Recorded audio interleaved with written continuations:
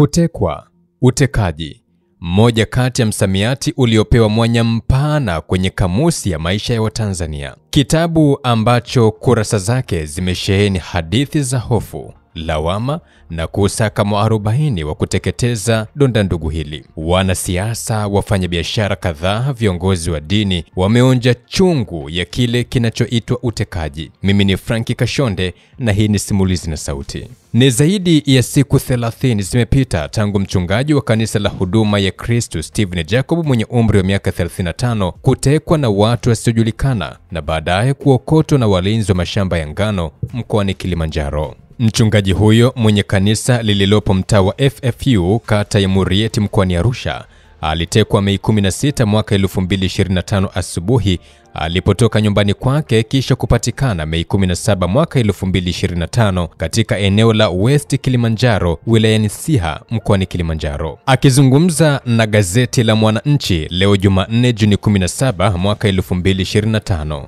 Kamanda wa jeshi la polisi mkoa wa Arusha Justin Masejo amesema uchunguzi wa tukio hilo bado unaendelea ili kubaini ukweli wake.